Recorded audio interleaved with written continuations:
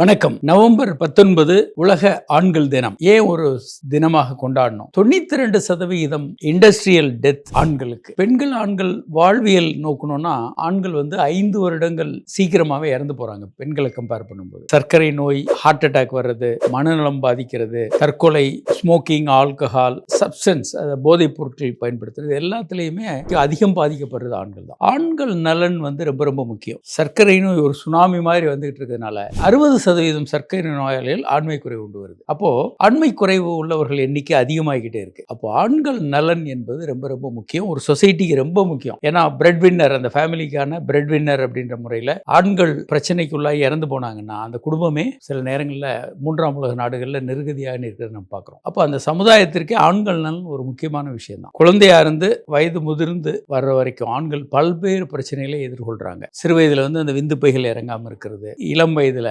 டீனேஜினர் தேவையற்ற பாலியல் உறவுகள், தேவையற்ற குழப்பமான சந்தேகங்கள், டிப்ரெஷன், இந்த மாதிரி சுய இன்பம் பற்றிய பல்வேறு குழப்பங்கள், அது மாதிரி உறுப்பு வளர்ச்சியை பற்றிய பல்வேறு குழப்பங்கள் இருக்கிறது நம்ம பார்க்குறோம். அடல்ட்டுன்னு வரும்போது ஆண்மை குறைவு, விந்து முந்துதல் ரொம்ப மிகப்பெரிய பிரச்சனை. கொஞ்சம் வயதான பிறகு குழந்தையின்மை, 35 வயசுல குழந்தையின்மை, வயதான பிறகு 50 கிட்ட வரும்போது புரோஸ்டேட் வீக்கம், 60ல புரோஸ்டேட் கேன்சர் போன்ற நிறைய பிரச்சனைகள் இருக்கு. இதை பற்றிய ஒரு தெளிவு இருக்கும்போது பல்வேறு பிரச்சனைகளை தவிர்க்க முடியும். டெக்னாலஜி இன்னைக்கு மிகப்பெரிய அளவுக்கு உலகை மாற்றி அமைச்சிருக்கு. ஆண்கள் வரலாறு முழுவதும் நடந்த மாற்றங்களை விட கடந்த 50 வருடங்கள்ல நடந்த மாற்றங்கள் மிகப்பெரிய தலைகீழான ஒரு புரட்சியை உண்டு பண்ணியிருக்கு ஆண்களுடைய வாழ்க்கையில. இது முற்றிலுமாக பல்வேறு விஷயங்களை மாற்றி இருக்கிறது என்னன்னு பார்ப்போம். அதுக்கு முன்னால ஆண்களுக்கு இந்த தொழில்நுட்பம் நன்மை மட்டுமே பண்ணியிருக்கா, சில கெடுதலும் இருக்கு. தீமை என்ன அப்படின்னு பார்த்தா செல்போன், லேப்டாப் மடியில் வச்சு பயன்படுத்துறது, இதுல விந்தணுக்கள் குறைகிறது, பல்வேறு கெமிக்கல்ஸ் நம்ம நிறைய யூஸ் பண்றோம், குழந்தையின்மையை உண்டு பண்ணுது, ஆண்மை குறைவு உண்டு பண்ணுது.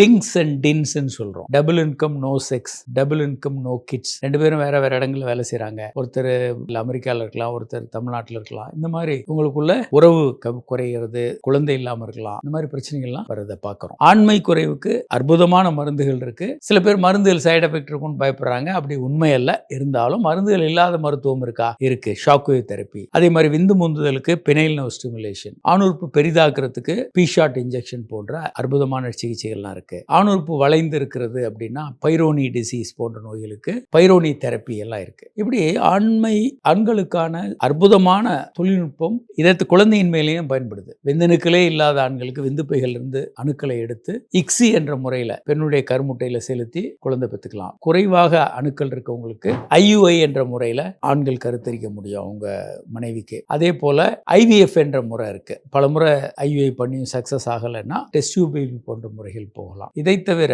லேசர் கருவியை பயன்படுத்தி கருத்தரிக்கிற தன்மையை அதிகப்படுத்த முடியும். PGD, குழந்தைகளுக்கு ஊனமுள்ள குழந்தைகளா பிறக்குது, அதை தவிர்க்கணும் அப்படின்னா PGD என்ற முறை இருக்கு. Pre implantation genetic diagnosis. கருக்கல்ல ஆரோக்கியமான கருக்களை செலக்ட் பண்ணி அதை டிரான்ஸ்ஃபர் பண்ணி ஒரு ஆரோக்கியமான குழந்தையை பெற்றெடுக்க முடியும். அதே மாதிரி புரோஸ்டேட் சுரப்பியினுடைய கேன்சர் அல்லது அதனுடைய பல்வேறு பிரச்சனைகளையும் தவிர்க்க முடியும். ரொம்ப ஆரம்பத்தில் புரோஸ்டேட் கேன்சரை கண்டுபிடிக்கலாம். 3 வழிகளில் புரோஸ்டேட் கேன்சரை கண்டுபிடிக்கலாம். PSA அப்படின்ற பிளட் டெஸ்ட் செக் பண்றது, டாக்டர்கள் செக் பண்றதன் மூலமாக புரோஸ்டேட் வளர்ச்சியை, கேன்சரை ரெண்டையுமே கண்டுபிடிக்க முடியும். மூன்றாவதாக ஸ்கேன் பண்றதன் மூலமாக அதை கன்ஃபார்ம் பண்ணலாம். எந்த ஸ்கேன், அல்ட்ராசவுண்ட் ஸ்கேனே போதும். அப்போ ஆண்கள் நலம் என்பது ரொம்ப ரொம்ப முக்கியமானது மட்டுமல்ல, பெரும்பாலான பிரச்சனைகளை தவிர்க்க முடியும், தடுக்க முடியும். அதனால ஆண்கள் நலன் முக்கியம். அதை வலியுறுத்துறது தான் நவம்பர் 19 ஆண்கள் தினம். வணக்கம்.